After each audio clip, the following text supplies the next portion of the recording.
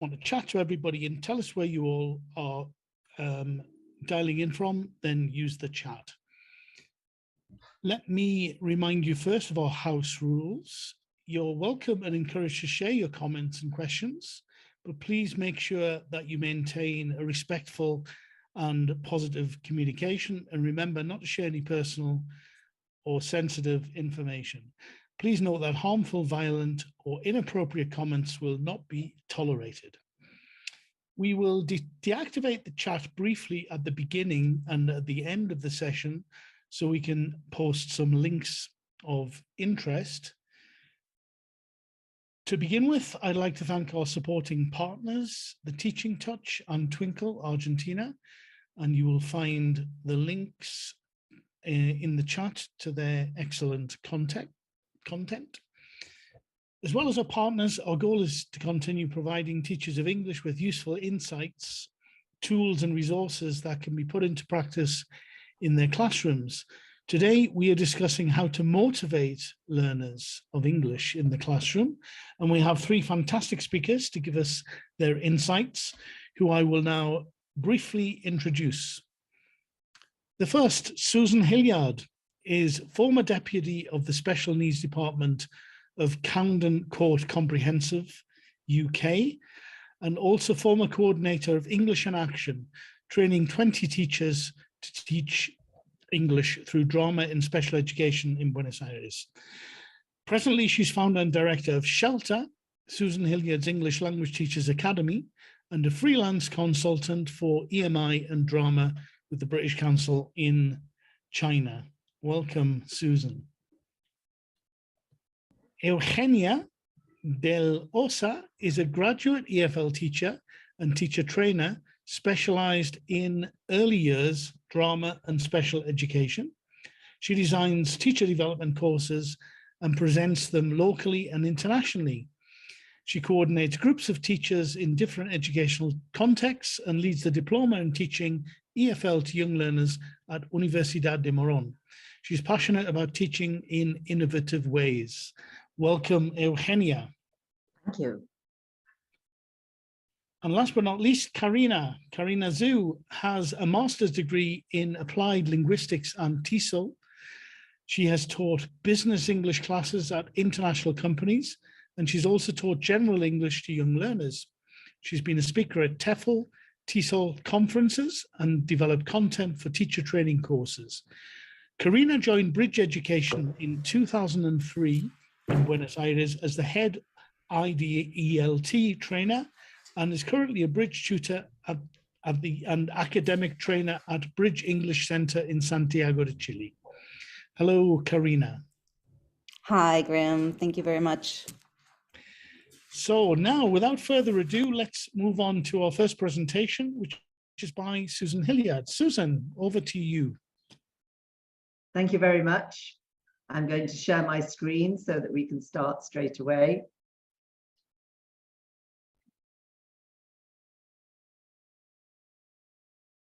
There we go.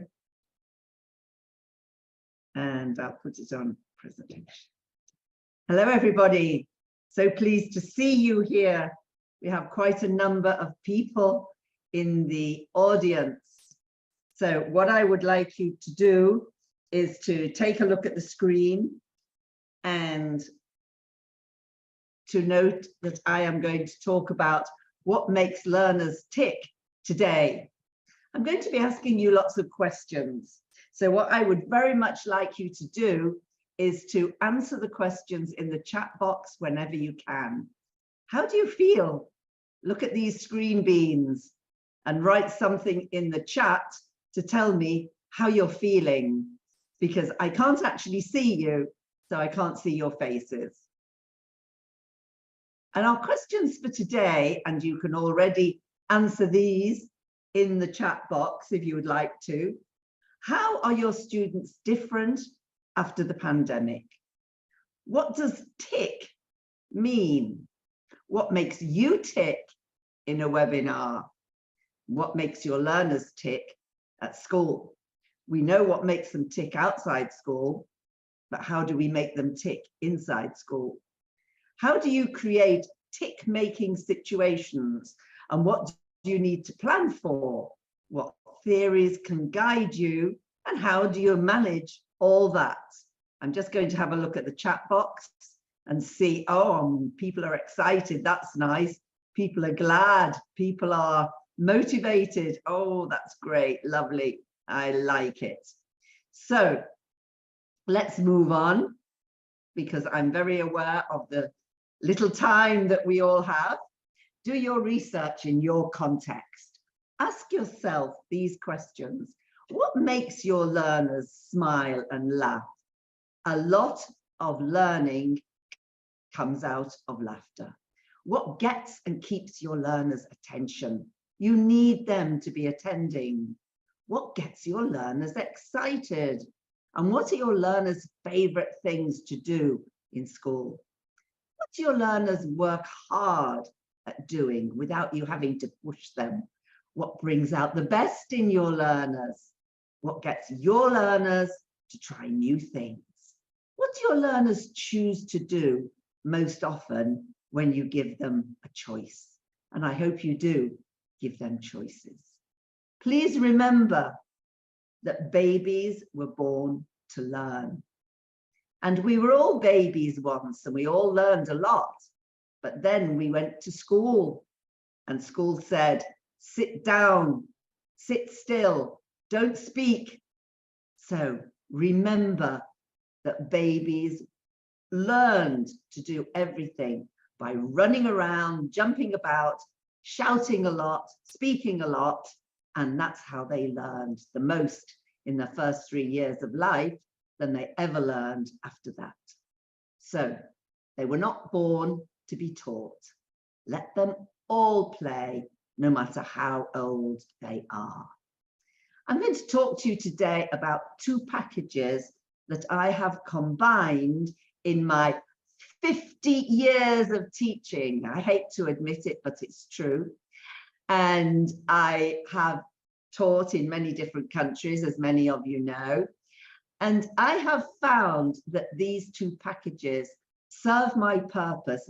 Whatever religion I'm teaching, whatever nationality I'm teaching, whether they are young, old, whether they have a proficient level in the language, or whether they are beginners, whatever abilities they have.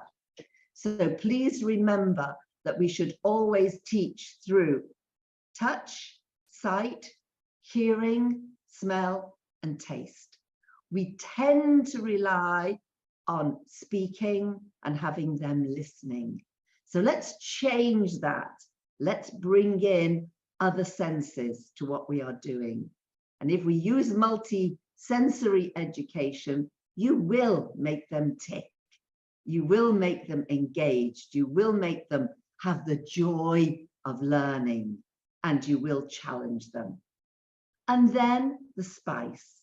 So what do I mean by the spice? If we were in the classroom, or if we were on Zoom where I could see you, I would do this in a different way.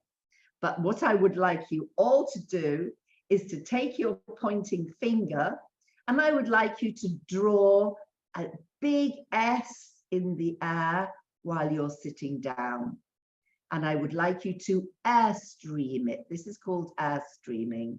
While you're doing it, I want you to look at the nail on the end of your finger, and I want you to say, we're all going to be snakes today. So I want you to say, hope you're joining in with me. The S in SPICE is for social development. I'm sure you all hear about social and emotional learning classes.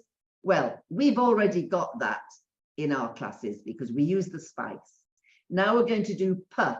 Got your fingers ready? And we go P, P, P, P, P, P, P. A nice plosive P. And you put an H with it, you get physical development. We must have our students doing stuff. We must have them standing up and doing airstreaming, looking at their nails and seeing how the letters are formed in the air. Now we're going to do I. Are you ready with your I? Not E, I. Ready? I, I, I, I. I for intellectual development. Everything that we do in English language teaching must have thinking skills underpinned in it. So never give them very, very simple stuff. Even if they're only beginners, you can still use thinking skills to get them moving and to challenge them.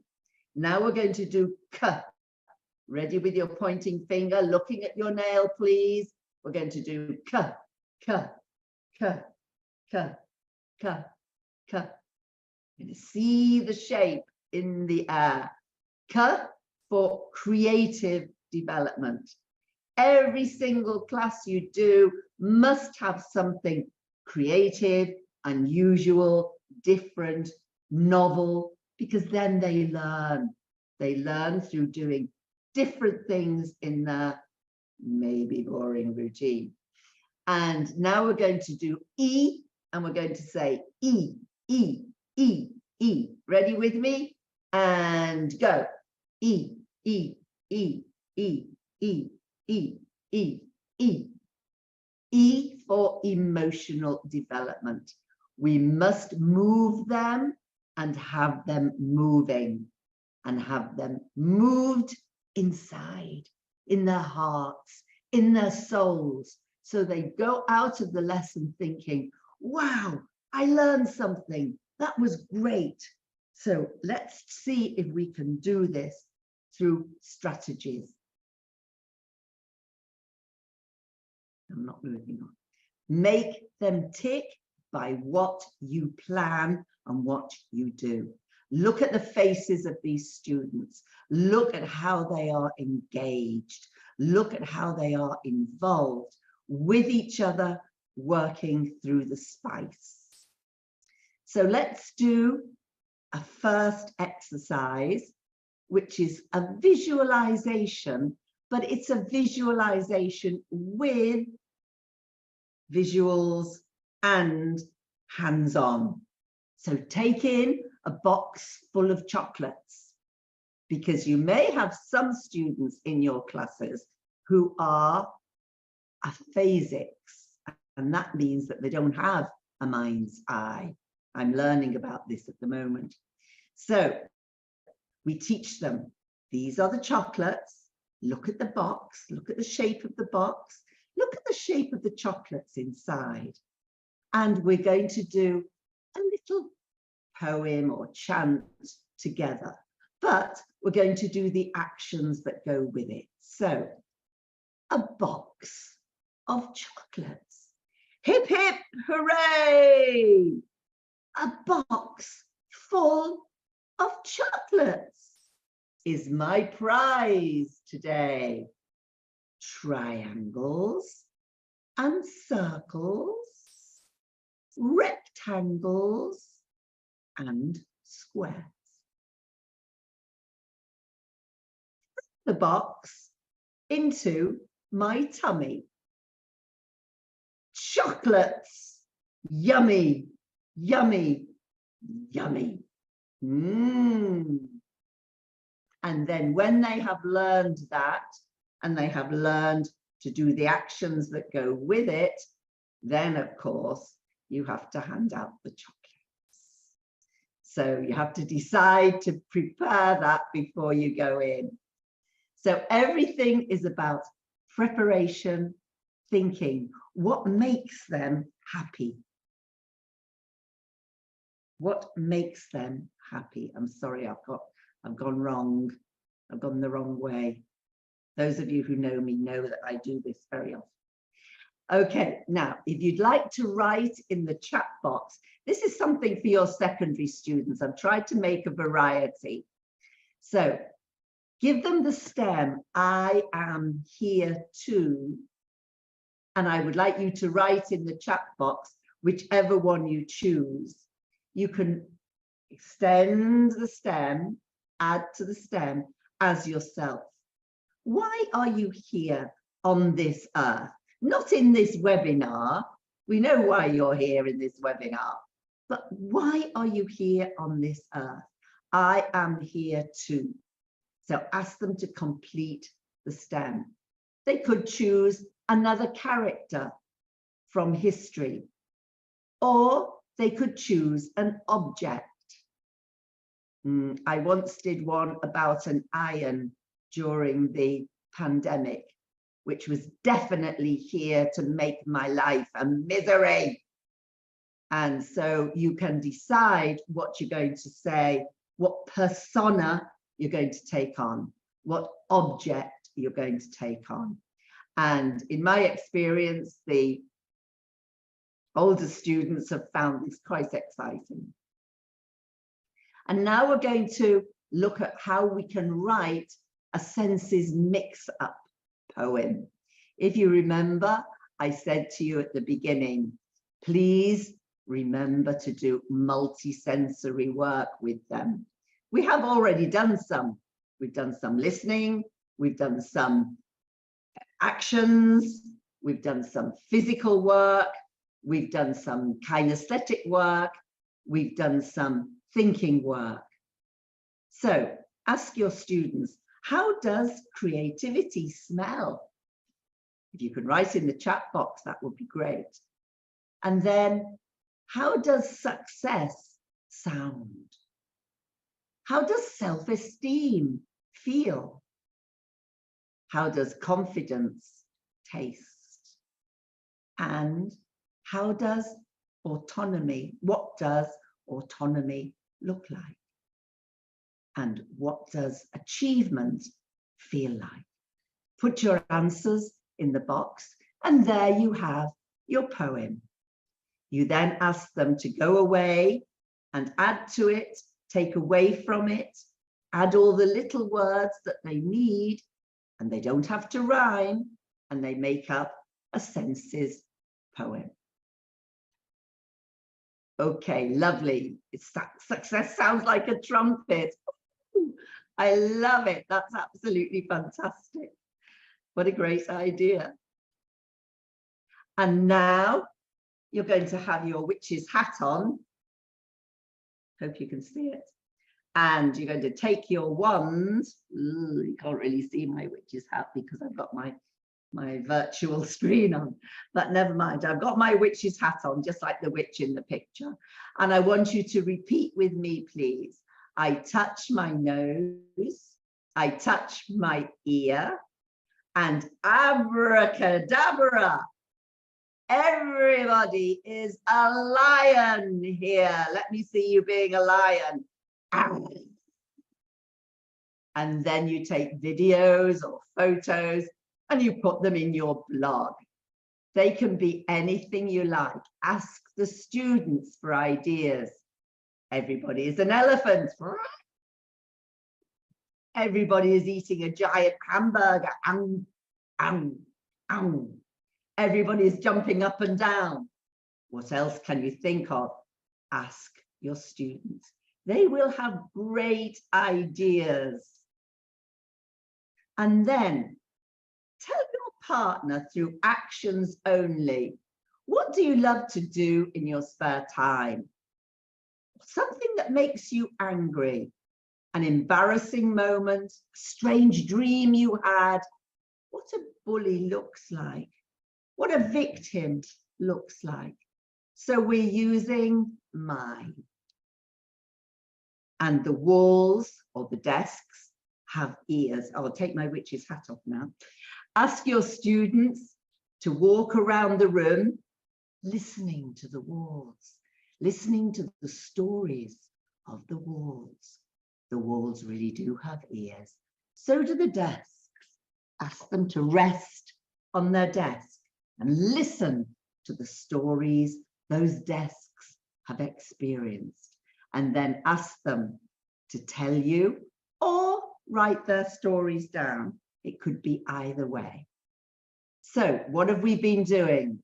We've been learning by doing. So we must have hands-on stuff.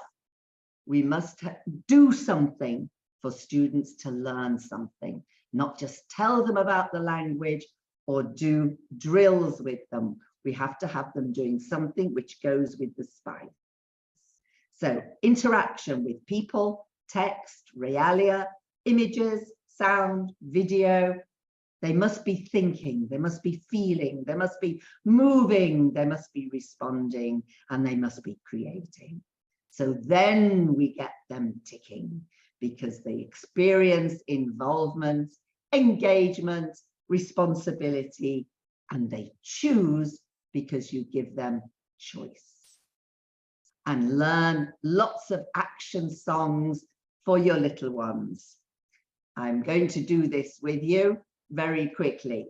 Take your bowl, take your spoon, and sing with me. My daddy is a baker, yummy, yummy, yummy, yummy.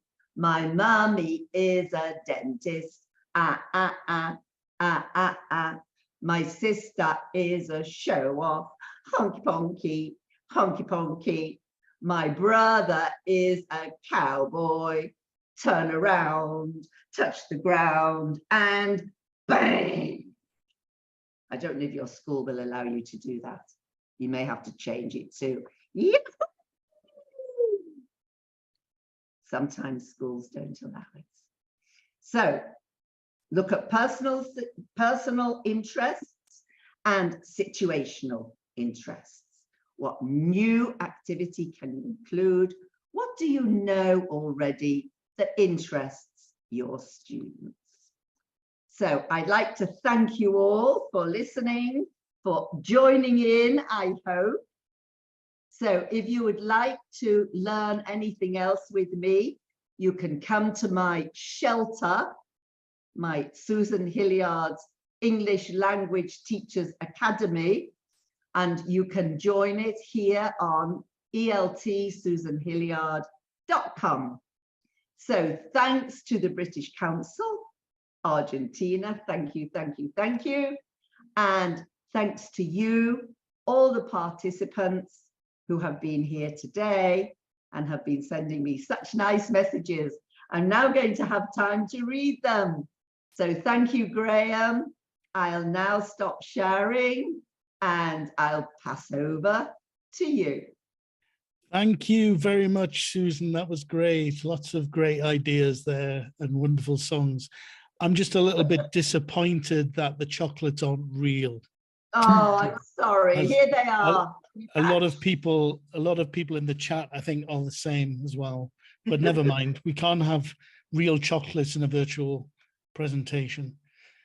But anyway, if you have any questions for Susan, everyone, then please put them in the question and answer section, and we'll do our best to address them at the end of the session. And now I'm going to turn, without any delay, over to Eugenia de la Osa. Eugenia, over to you. Here I am. Hello, hello, how are you?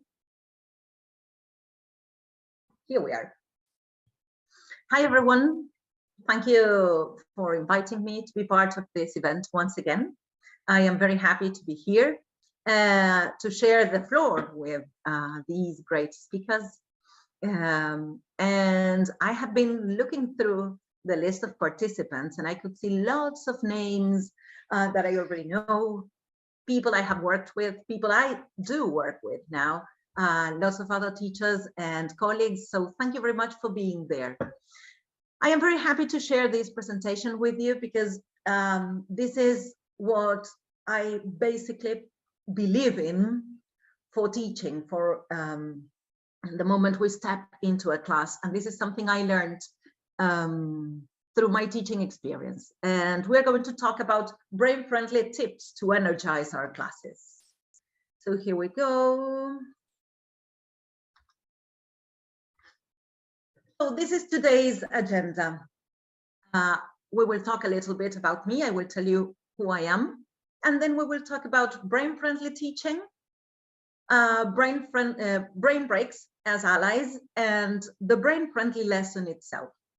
This is going to be short and sweet, but the idea is that you take lots of ideas to put into practice immediately tomorrow on Monday into your lessons.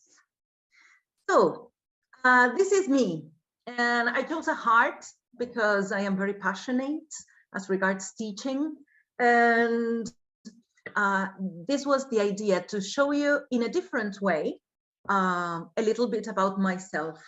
So read the words here, and you will leave. You will have something there on your eyes and something on your mind that will catch your attention. My idea is to bring brain-friendly tips, and this is one. Sometimes we have lots of words and words and words that we say or that we print for our students to read in long paragraphs. So sometimes if we make this shorter but more entertaining for their eyes, that's more convenient inside the classroom. So I can tell you I have experience as a primary teacher, as the head of the English department in a primary school and also kindergarten, that I am a mum, but I have always been a learner. All of the things that I learned about brain-friendly methodologies was because I was part of ALL method, alternative language learning methodology, in the year 2000. So that's, wow, perhaps some of you were not born yet, but I was in my 20s, and I learned a lot about the brain, and that was like my passion, looking for innovative ways to take into the classroom. So these are just some ideas that are related to my life as a teacher in a brain-friendly way, and that's what I wanted to show you, that we could share things, not necessarily in long texts, written or spoken, but with some words that catch and attract our students' attention. So what do we mean by teaching brain-friendly? The idea is to give our students a way that we have their brains entertained, their brains busy. So it is teaching in ways our brains learn the best way they can learn. So you might have heard phrases like the brain loves novelty, or the brain likes challenges. To make learning memorable, to aim at their long-term memory, and to get our students involved. So all of these things are things that happen when we teach brain-friendly, in a brain-friendly way. What do we mean by brain-friendly? The idea is we are going to put both hemispheres of the brain in action. We're going to store the language in their long-term memory. That's our aim. When we store the content we're introducing in their long-term memory, it will stay there longer. How do we do this? We need to bring novelty. What do we mean by novelty? New things, things that are original, that kind of surprise our students. They get like, wow, they did not expect this novelty. So when we bring different things and we keep them busy, we give them challenges, what we are doing is getting our students involved, and we are making their learning space, their learning process memorable. What I usually say about this is that the best thing for me as a teacher is when my students leave the class saying, wow, I had fun today. And they will not remember whether they have just worked on the simple present, the simple past, the super S, or the present perfect, or whether they can express sentences in the reported speech in the correct way. What I like is when they have this feeling that they have been learning, that they have been having fun, because we are, as Susan was saying, we are connecting with their emotions. So they need to have a nice moment in class. And this is what happens with brain-friendly learning.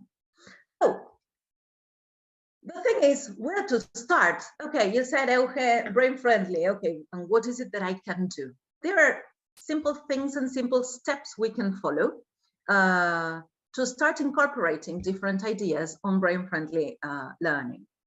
So I love working with brain breaks.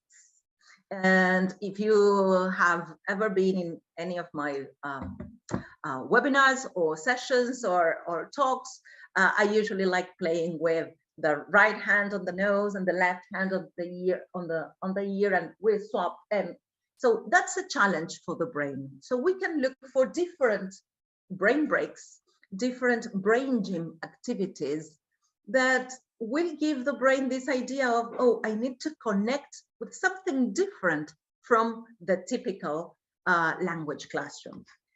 So when can we use these brain breaks? The answer is anytime. Brain breaks are our friends inside the classroom. Brain breaks are there for us to get our students' attention, to catch their attention, but also to help them focus, to help them be more productive during the lesson. Why? Because it is a kind of moment when the brain makes a break. Yeah, and it releases all the extra energy it does not need to return to the concentration they need for the class. So to the concentration, I mean, but to incorporate new things. The brain needs to get ready to learn. We can use these at the beginning of the class. And this is a simple activity. It has to do with movement, as Susan was saying. You can show me your left thumb and your right pointing finger. And the idea is then we need to swap. And you ask them to swap. Why is it that we do this? Oh, that was my mistake. Why is it that we do this at the beginning of the class? We're getting their brains connected to the challenge. We're getting their brains ready to work. We are making neurons connected. There is synapses in the brain. The thing is, this is a 2-minute activity. And when everybody's starting the lesson, when everybody's getting into the classroom, when everybody's moving and getting ready, and you need to say, okay, wait, stop. Let's have a short brain break. And you have the one on the nose, or this one with the pointing finger and the thumb, and you change.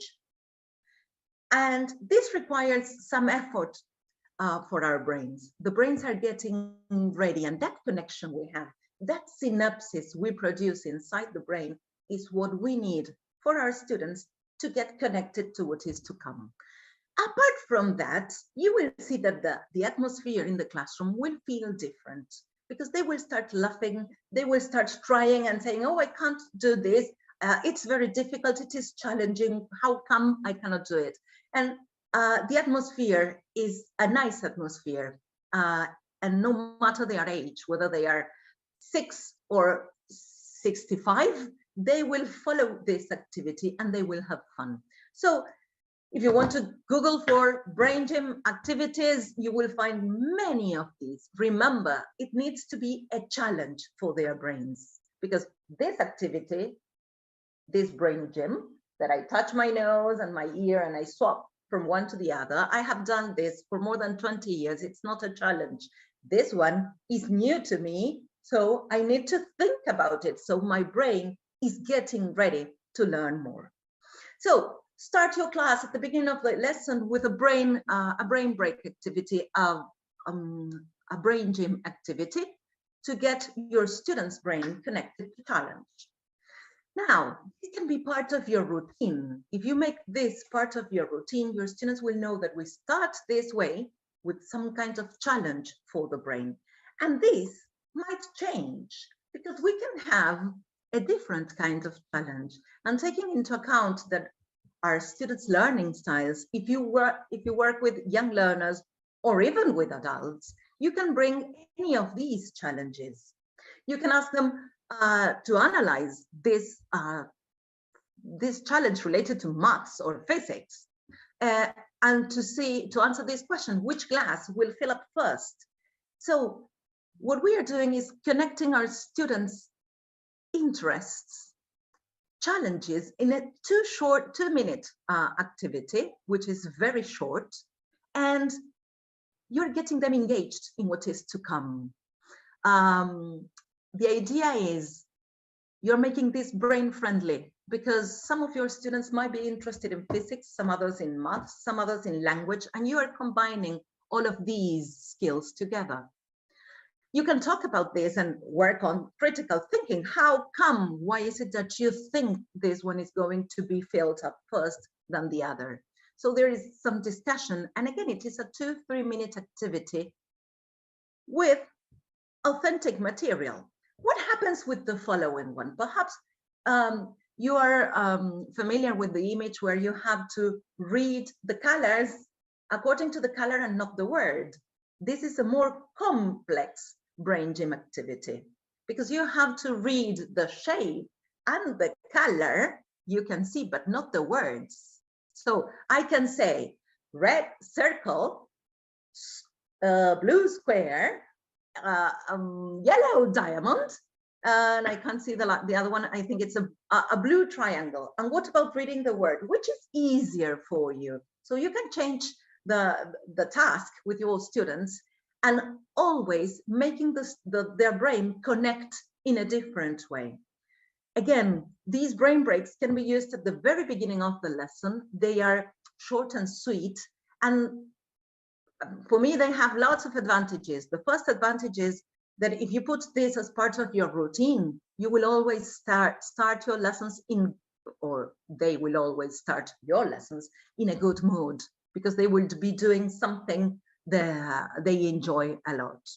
So these are short brain gym activities for young learners, but also suitable for older students. What happens if you want to start your lesson? And I chose this title from a textbook for primary students, but at camp fun that's impossible. There's a mistake there. This is not correct. This is the title of a unit in a textbook for primary students. I think it is 4th form. So what I bring is a challenge. We're going to start a new unit, but what do I bring? A challenge. What is the correct? Can anybody write on the chat what the correct phrase or title for this unit is? Can it be at camp fun what is it?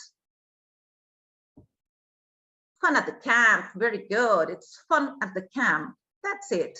So I'm giving my students a very easy challenge. What I did, I like working with anagrams a lot, or to scramble the words. So instead of opening the book and saying, okay, today we are starting on page 25, the title is, write it on the board before opening the book. So put it in order. Can we put, what can that be? And you can even elicit the meaning of this and brainstorm what this could be about. And you can work before starting with the unit. You can bring the images, visual aids to relate to this. So instead of giving them the words, give them the pictures. How are these two images connected? What happens here? We can see some kids. What happens to them? Are they sad? How do they feel? And where are they? How is it that we can have a title for this? So we are connecting images, we are putting words in order, we're giving the brain the challenge to think in a different way, not the traditional one when we say, open the book, can you read the title? And we start with the unit. So give them the introduction to the unit in a different way, in a simple way, because this is really simple. It does not need lots of extra production teacher work, but you are connecting them to the lesson in a different way. Keep on working about camping. Remember, it was fun at the camp. So bring a picture, and I Googled for camping elements, and this is what I found ready on the web. And okay, what are you going to ask your students? Okay, what can you see here? Tell me. Or you can say, okay, look at the image for some minutes. Okay, 1 minute. You can even have a stopwatch on the board, some kind of alarm clock or something, and you say, okay, 1 minute, are you ready? Good. So now, how many flowers are there? How many of these elements do you know? What color is the car? Are there insects? So what we are doing is connecting them to different things from the previous picture. What color was the car? The car was blue. Were there insects in the picture? No. How many flowers were there? Can you count the flowers? How many colors? Or what color are those flowers? How many trees? Are the trees the same or different? So what we are teaching them is to pay attention to tiny details in a different, the next time they will be trained on what to see or what to look at. But the idea is make it brain friendly by this, by giving them a challenge so that they don't know what to see the next time, and they will start being more attentive, and they will be alert on what to expect from the activity. And again, my lesson has not started. It is not that we have read the text about fun at the camp. We are just eliciting and predicting what this could be about. Good. That was an activity before starting a new lesson. When you relate, when you want to introduce a new topic, that was a way I like using to introduce these new topics. And I like having brain breaks or brain-friendly activities all the time, because it is not that you say, okay, we will have one brain-friendly activity. The idea is to teach brain-friendly, to teach taking the brain into account and what the brain needs. So I brought brain breaks for you as part of these kind of activities. These are the small things you can start introducing in your brain-friendly lessons. This is an activity I love, and it's called the 5-4-3-2-1. And the idea is your students know this activity.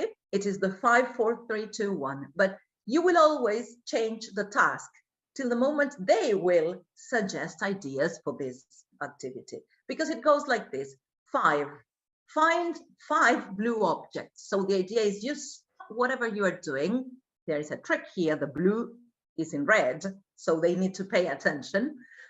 Find 5 blue objects. So look around in the classroom and give me 5 blue objects. So you start. I can have my notebook here, the markers over there, the poster on the wall, and I keep on spotting 5 different blue objects. Okay, now 4. 4 what?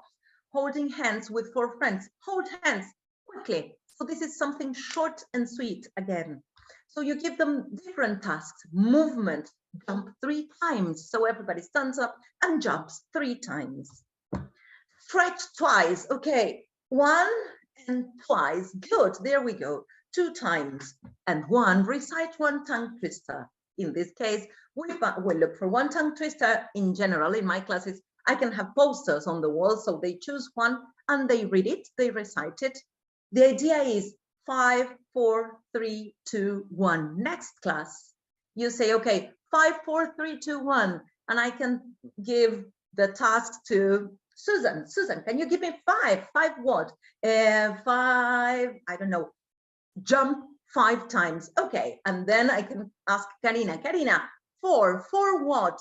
Find 4 yellow pencils in the classroom. So give them the task, change that task from the first time you show it to them as being responsible for it. Okay, when you see that they are tired, when you see that they are that the classroom is a mess, basically, and Susan was talking about the kids after the pandemic, and this is something we see. They get they lose attention easily. They are, so you can find this moment like, okay, everybody, show me your hands.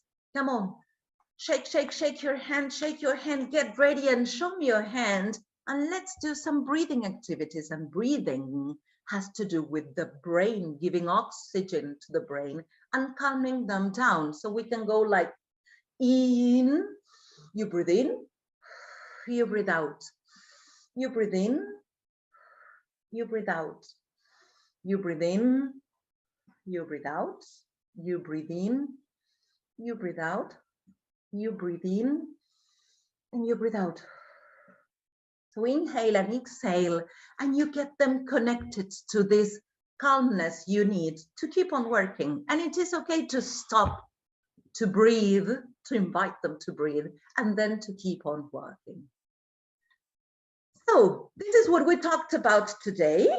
We had the brain-friendly lesson for me needs to have an agenda so that everybody knows what is to come. And we talked about me, we talked about the brain-friendly teaching, we talk about the brain breaks as allies in the classroom. And this is what the brain-friendly lesson is for me. The brain-friendly lesson has an agenda, it has a routine, it has novelty. Perhaps you did not expect me to introduce myself with a heart with words, with a word cloud. It has images and that challenge with the meaningful content. Because what I did was to put everything in context. It was the title of the unit, and we did not mention the unit at all, but the title of the unit were words that needed to be unscrambled. We had some pictures related to those, and then we talked about some vocabulary. So I put everything in context.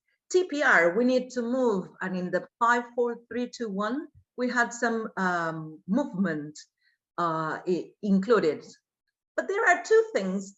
One, Susan mentioned one, too. Well, she mentioned both, but there are two things I like including.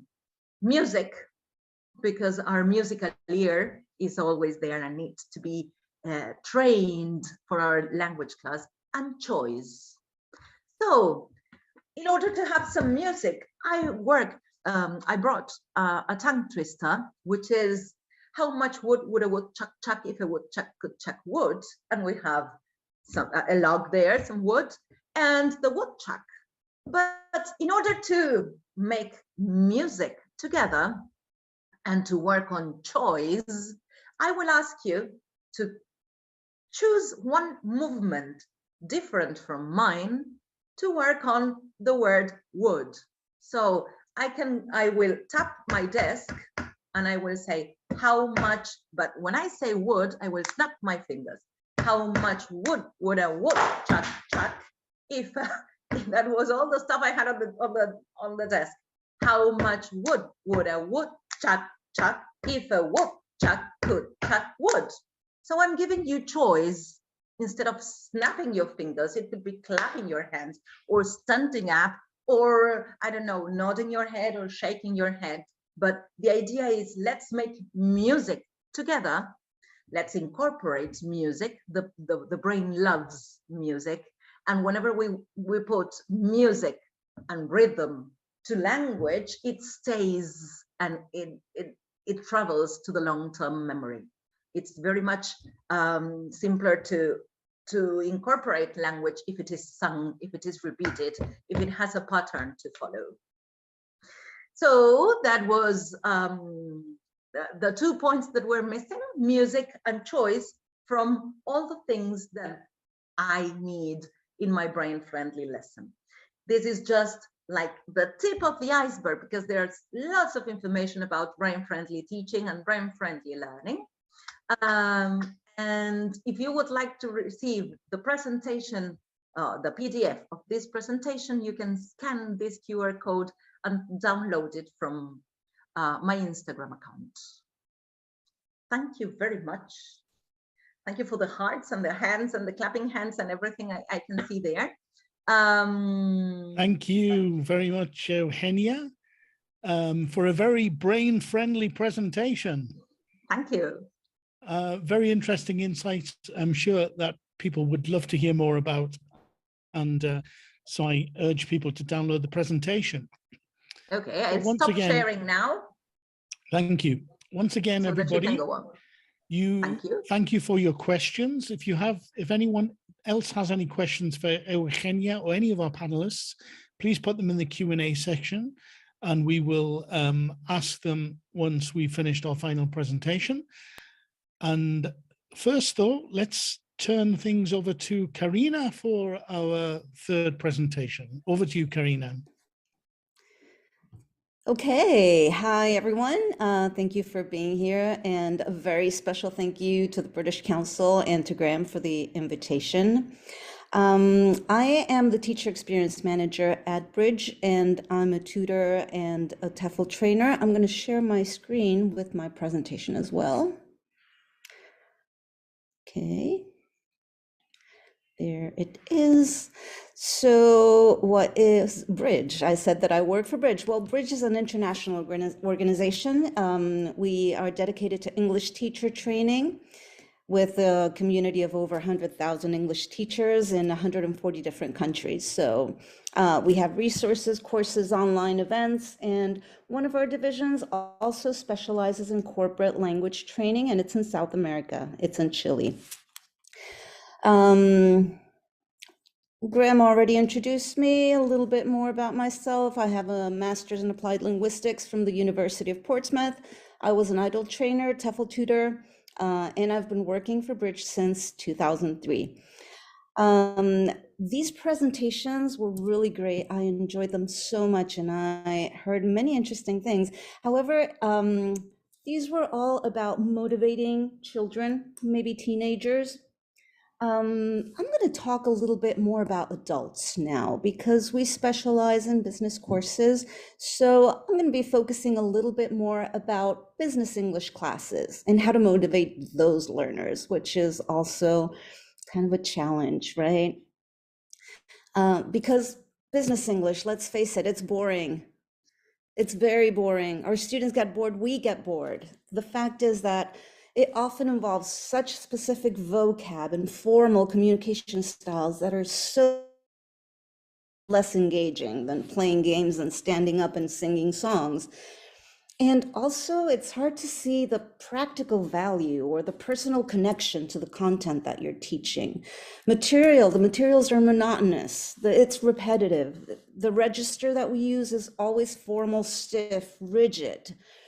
And individuals feel like compelled to conform a set of predetermined rules or expectations. So personal expressions, emotion, spontaneity, it's limited, it's suppressed.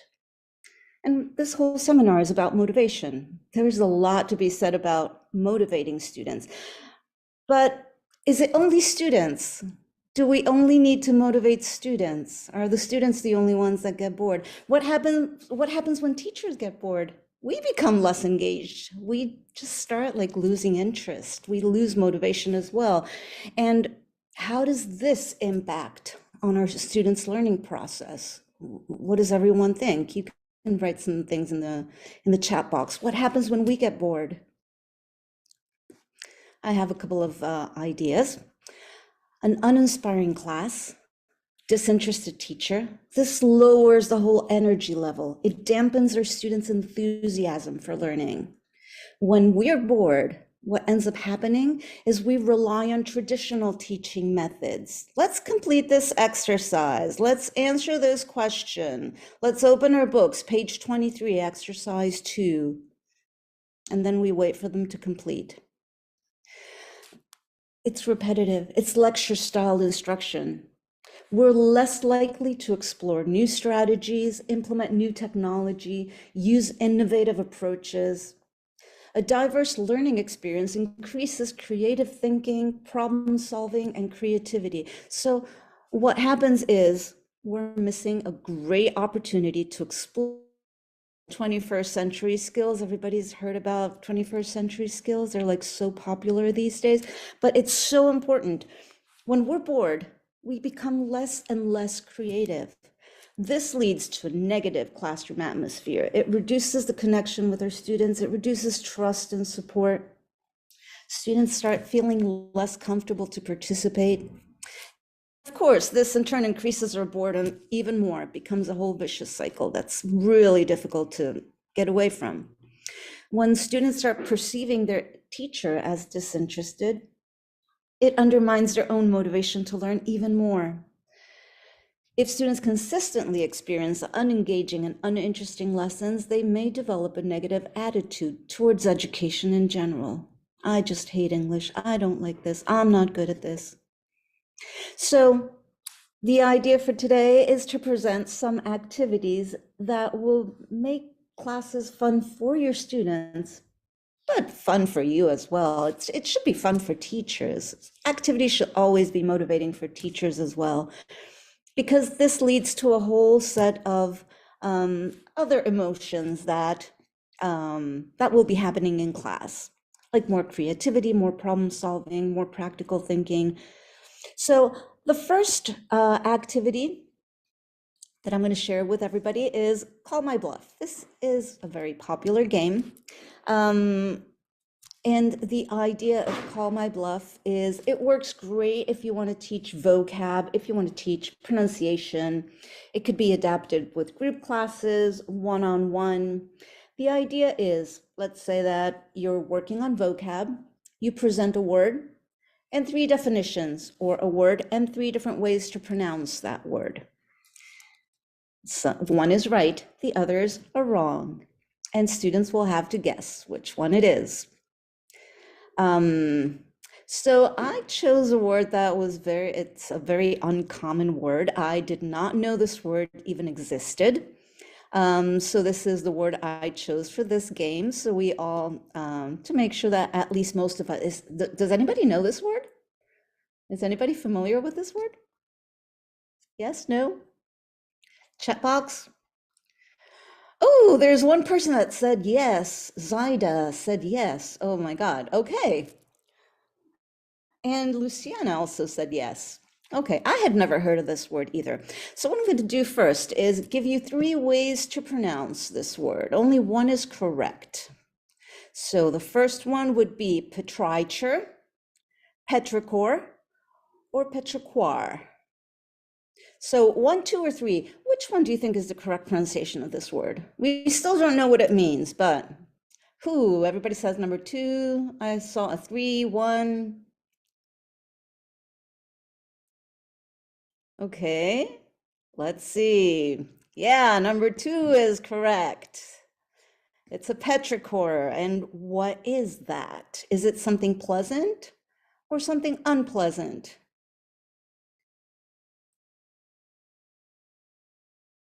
Pleasant, unpleasant?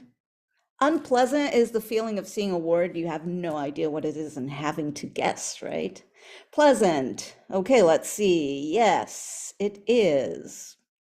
Is it something you can see, hear, smell, or taste?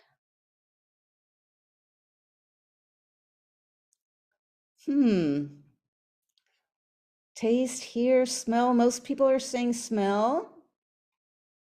Hear, taste, see. Let's see what the correct one is. It's something you can smell. Okay, so now we know how to pronounce it. We know that it's pleasant and that you can smell it. Is it the pleasant smell that often accompanies the first rain after a dry period? Or is it the pleasant smell that often accompanies the first meal after a fasting period? Everybody's saying rain. Let's see. Yes, it is. That is the meaning of petrichor.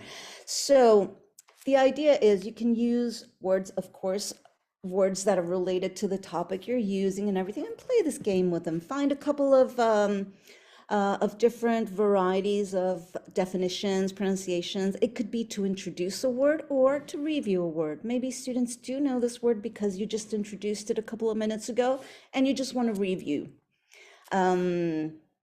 So it could be used at any point of the lesson. It could be used for vocab, for pronunciation, for meaning, or phonology, whatever you prefer. But kind of having students guessing and figuring it out, it kind of involves, it makes it more engaging and a little bit more participative than just completing an exercise.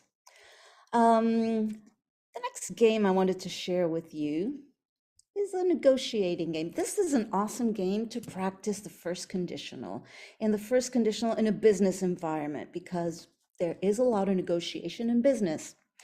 So the idea of this game, you split the class in 2. Whether if you have only 2 students, you split, one would be one group, the other student would be another. If you have a one-on-one class, it's your student versus you. If you have a more numerous group, it becomes a lot more fun. So you divide the class into two groups. One group will be the employees, the other group will be the boss. First thing you do, let's come up together as a group with a list of 10, 5, 15, 26. I don't know, you set the number. A list of things that they want, the employees, a list of things they want from their boss. And the boss, a list of things they want for their employees. So one group will be the boss, one group will be the employee, and they have to write a list of things they want the other person to do. For example, the employee wants a faster computer, more time off, paid lunch. And the boss wants everybody arriving on time to get better customers, to increase sales. For employees to get better customers, for employees to increase sales, of course, right? So once they work in separate groups and come up with those two lists, they should agree as groups, then it's time to negotiate.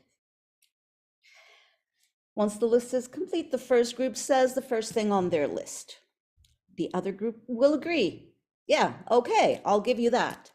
Provided they do, and now comes their list. And the first group says, okay, I'll do that if, and then yeah, of course, if, and that's where you practice the first conditional. It's really great. No matter what they ask for, you're going to say yes, but you have another condition. For example, the boss says, I would like you to arrive early. The employee answers, I will arrive early if you allow me to take more time off. The boss says, okay, you can take more time off if you increase sales in 10% the next quarter.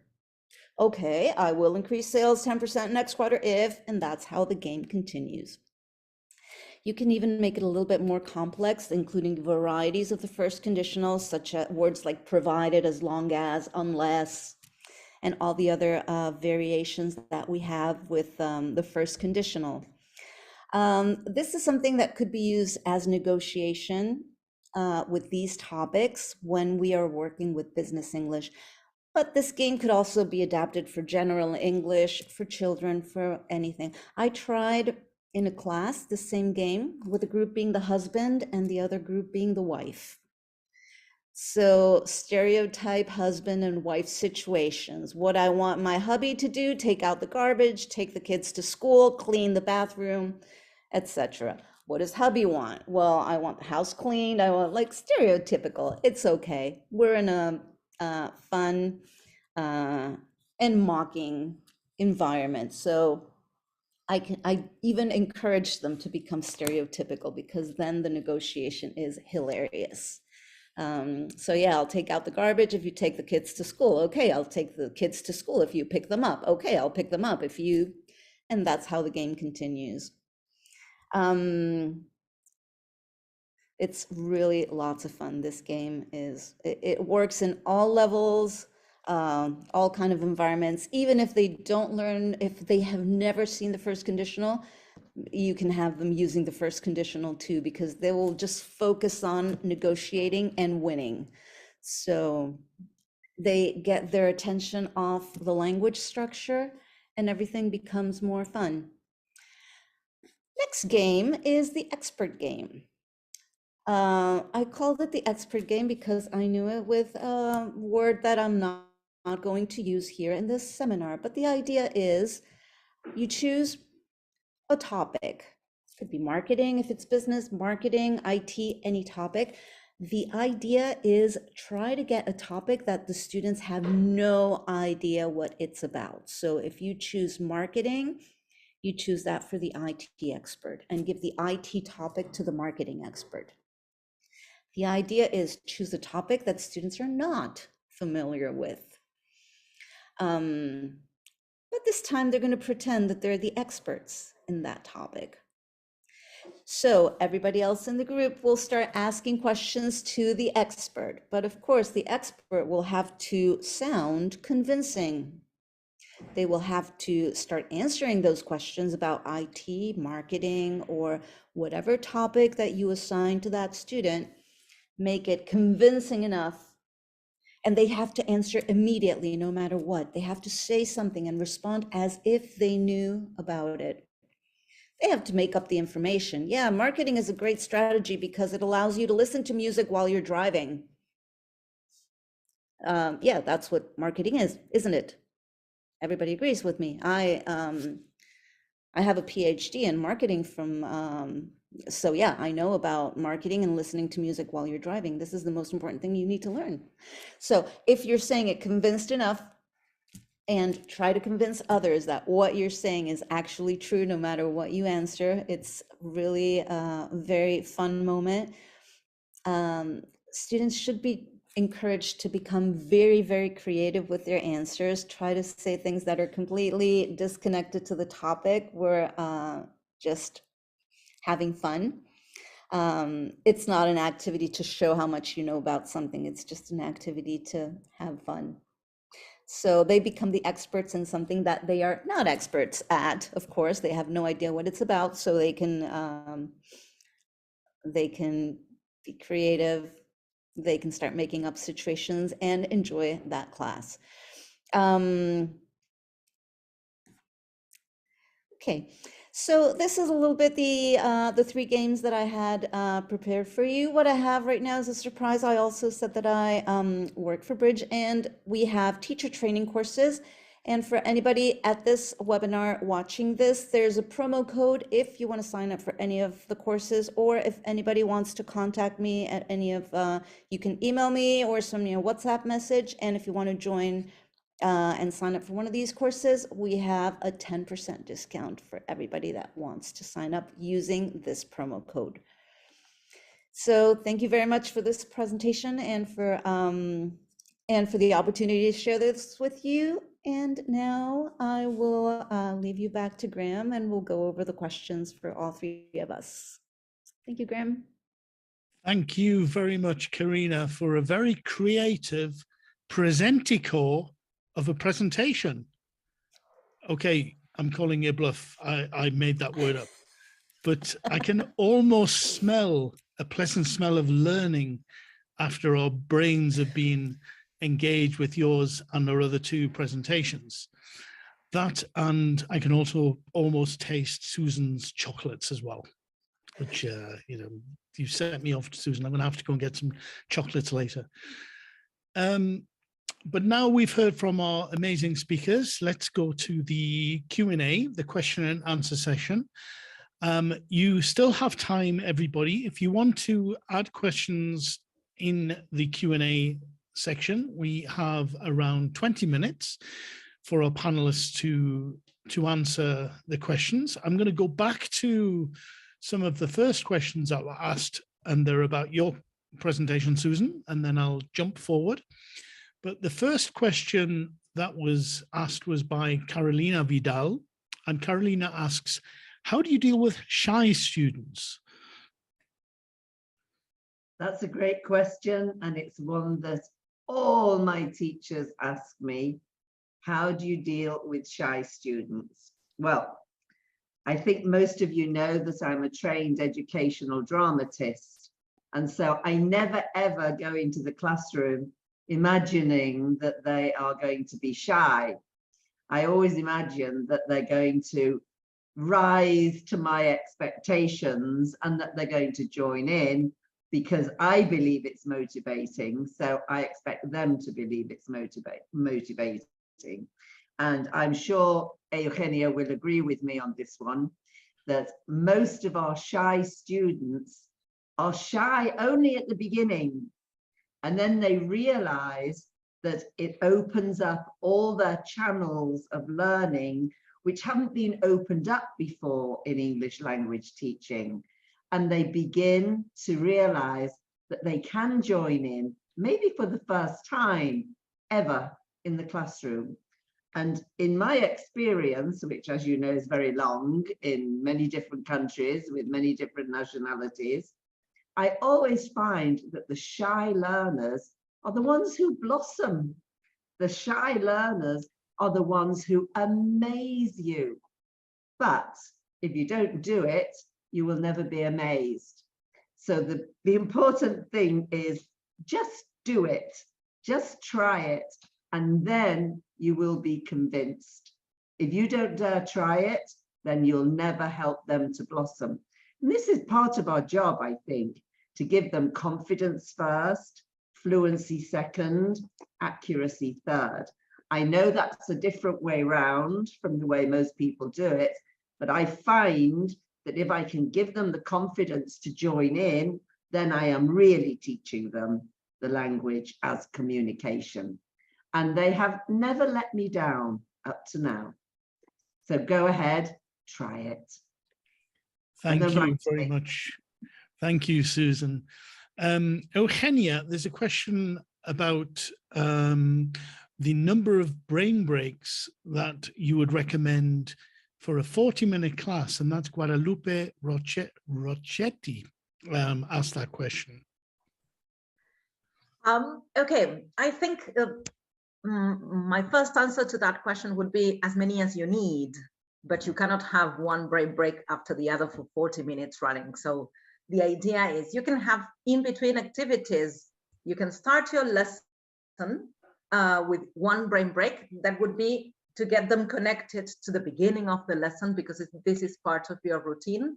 And if you, whenever you feel like making a pause, when you change from one activity to the other, the idea of the brain break is that you're not teaching something, but you're giving their brains a break in between activities or before starting to get connected to the lesson. So the idea is you can make it meaningful. Instructions are done in English. You give them the instructions in English. So it is communicative, but there is no teaching point for a brain break. But the brain-friendly activities is something different. It is the way you introduce the activity and the way you put their brains into action when working with some specific language content. Excellent, thank you, Eugenia.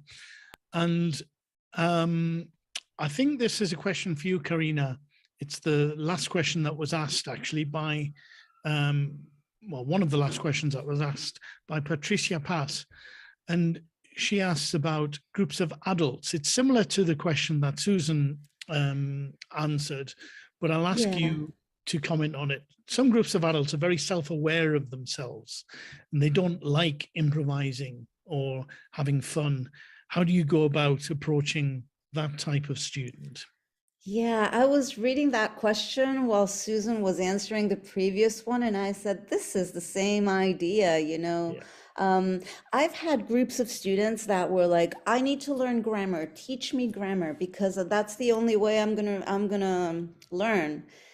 And sometimes, you know, students don't realize, sorry, I lost one of my ear pods.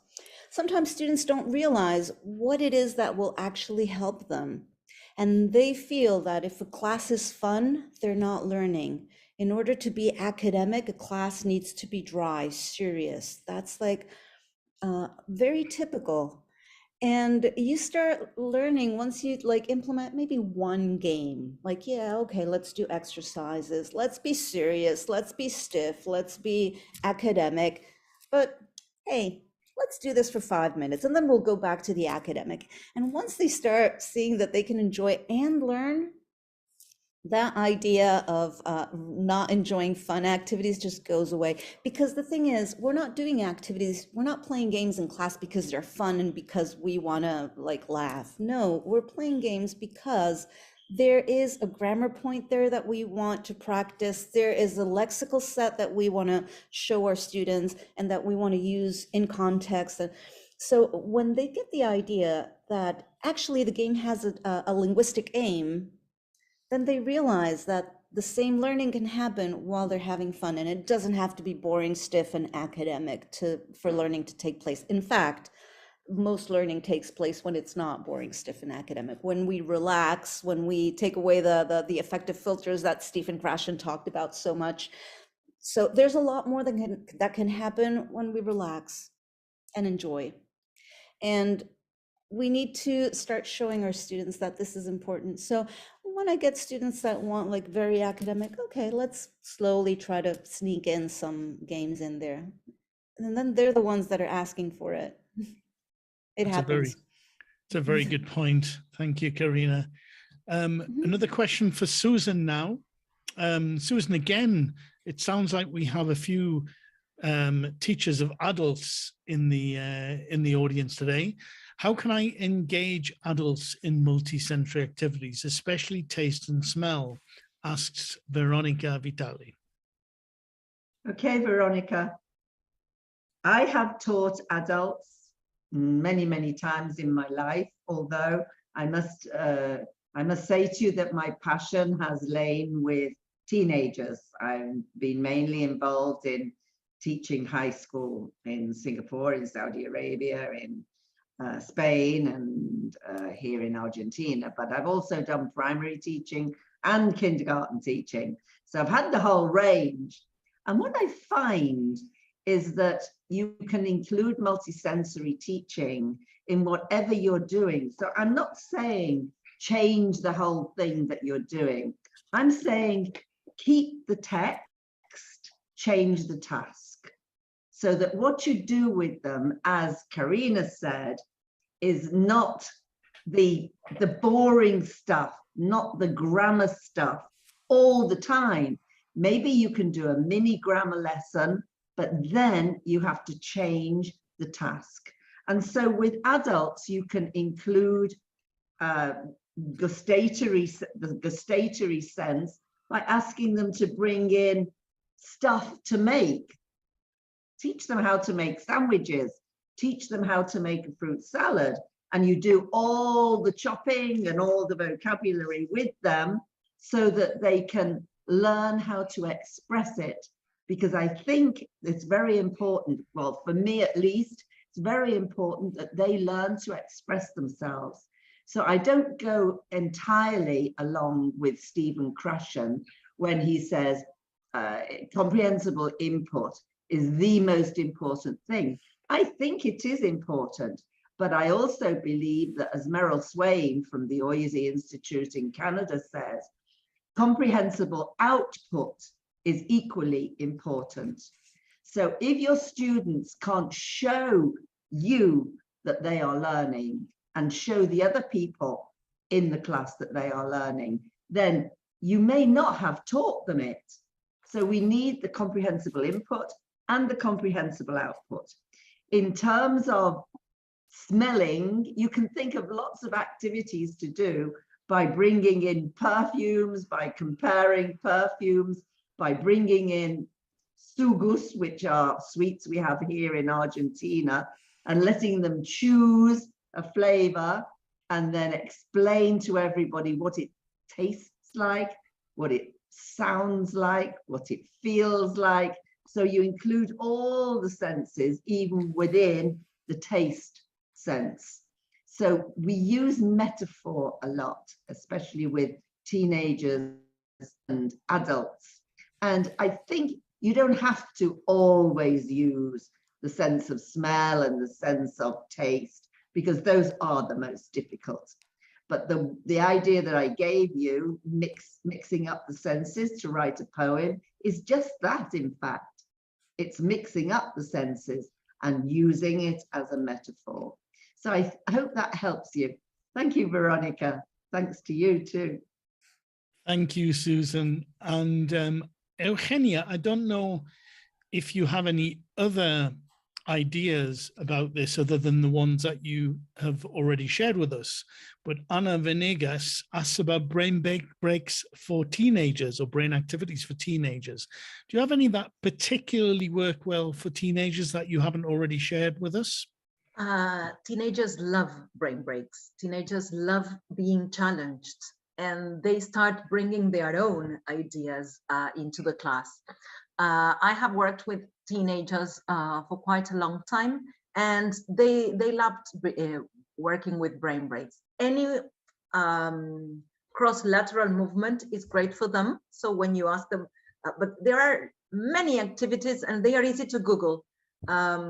If you Google in YouTube or you make a search in YouTube, looking for brain break activities, you will find lots of videos. It could be, but you can also have brain teasers for teenagers. When you choose two images or you put two words together and they come up with a new word or phrase so it is, in general, we call this when you read literally what you can see, you get a new phrase. So those are brain teasers that teenagers love too.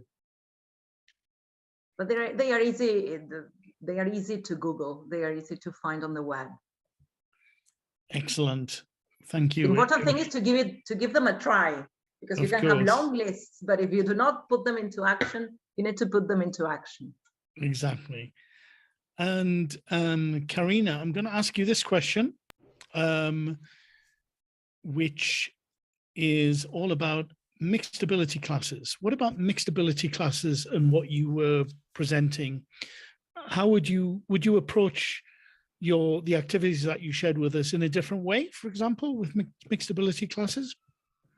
Yeah, I usually like when people are of different levels and different abilities, I usually like to mix them up a little bit. In some activities, like put a strong student with a weak student, but then in others, put strong and strong, weak and weak. Kind of like vary how you distribute the groups, because sometimes it's good to let them lean on the strongest student, and sometimes it's good not to. Sometimes it's good to change the task that you have for them, give them a simple task if they're not very proficient, and sometimes it's good to challenge them. I find that the best thing you could do is apply as varied techniques as possible in class, because that's what will let you reach the most amount of different learning styles, different abilities, different levels, different everything. If you always repeat the same thing, and if you're looking for the one type of activity that will suit every learner, then I'm sorry, I don't think we have an answer for that. The idea is to be as creative and as varied as possible, and that will allow not just work with mixed abilities, mixed levels, and mixed everything, because the fact is we're all mixed. There's no two people alike. So we're always dealing with mixed abilities, mixed levels, mixed interests, mixed everything. Sorry, Graham, I would like to, because there is a person that's Alan Sure. Gomez that asked a question and said that he has not been responded. There are quite a few questions that we're not going to be able to get around to, but if you would like to, I'd like to take that question. Yeah, can I? Alan's question was, what's an interesting way or ways of introducing and working with vocabulary with teens and adults? Yeah, because I feel that what I presented is connected to how to teach vocab with the Call My Bluff. But since this question has been asked, I want to show another game, tic-tac-toe. We all know how to play tic-tac-toe, right? Maybe we don't know the name in English, but it's the two lines like this and two lines like that, look like a hashtag and draw X's and O's. What I would call noughts and crosses. I'm sure Susan would as well. But we understand tic-tac-toe as well. It's a US word for it. I love that game. It applies for vocab, for grammar, for anything you wish, because you put like cue cards like backwards that you can't see the cue. And if you want to place your X or your O there, you have to turn the card and respond to a task. If you're working with vocab, it could be a definition and say the word, or a word and give the definition. If you get it right, you put your X. If you don't, you give it to the other team. If they get it right, they put their O. Like these simple like games, you just draw like a hashtag on the board and everybody knows the game. You don't even have to waste time in explaining the instructions. Great. Excellent. Thank you, Karina. I think we've got time for just one more question, maybe. I'm going to throw it open. Perhaps Susan or Eugenia or Karina, you'd like to answer this. And it's from Cruz Delis Rivas Zorilla. What about the kind of students who say that English is not for them at all? Sometimes I have this situation with my secondary students. They tell me that they don't like English because it's just too much or too difficult for them. Who would like to take that question? I think it has to do with what Susan said at the beginning. When we say that we might have shy students, that they are willing, they are not willing to participate when they come and say, I don't understand English at all, I can't put two words together. And this happens at any level or any age, primary, high school, adults too. So I think we need to find the way to show them how much they already know and how much they already have of the language inside them.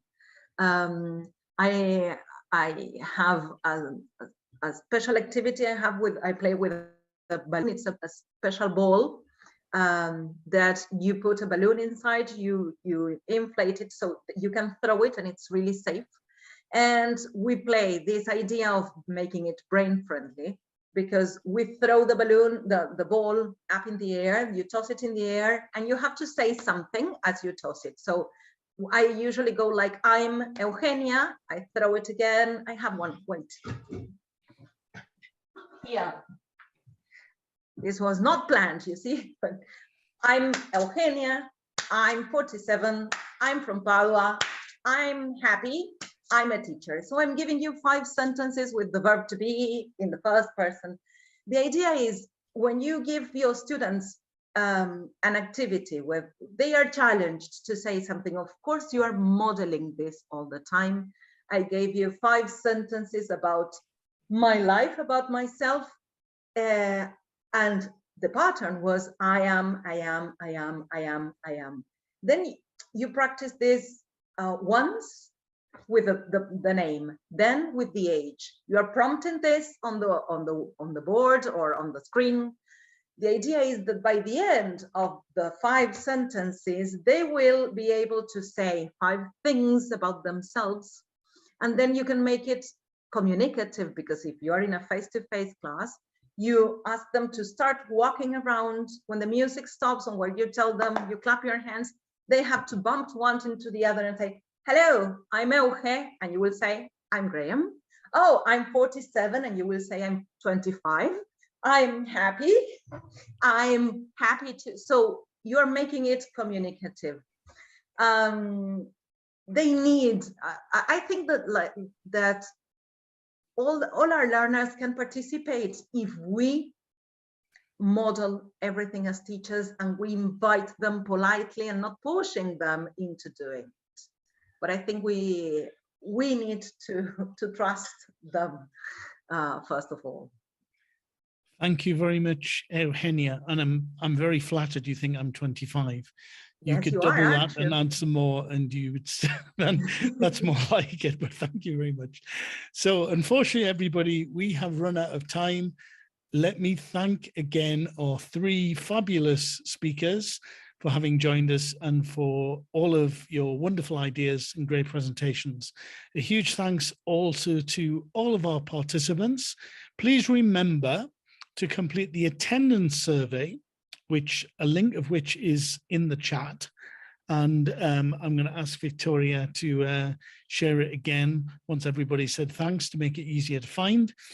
And if you complete this attendance survey, you will get a certificate for today's session, and we'll also get a much better idea about what you would like for future sessions as well. That helps us, and it helps us to help you. So thank you very much, everybody, and enjoy the rest of your evening and week.